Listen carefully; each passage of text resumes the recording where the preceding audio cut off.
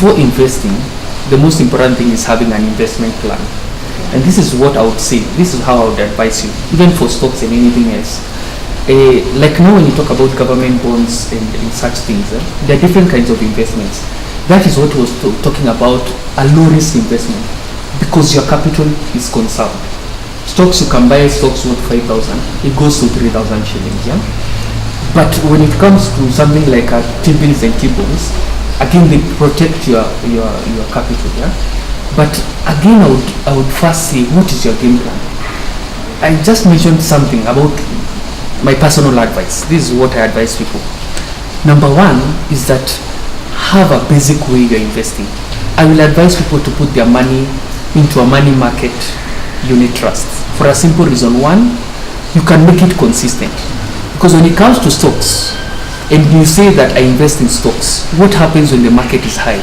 You will stop investing. That is lost time.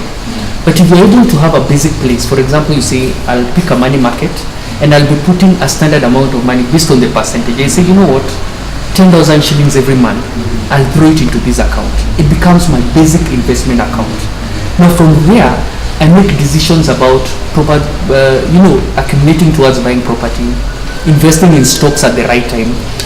That becomes a secondary investment. It's not stopping me from my every month setting aside money into an account that is able to beat inflation. That's why I talk about a money market. But don't let it stay there again. Now take positions in something like a treasury bill. As you become, so to say, more sophisticated in your investment, then you start saying, I'll take positions in treasury bills.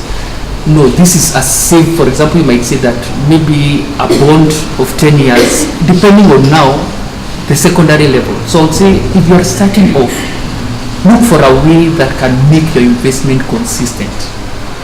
Once you become consistent, now as a secondary level, now think about what are the sophisticated options I have to multiply the speed at which I'm able to get to the destination I'm going to. I don't know whether I've answered this.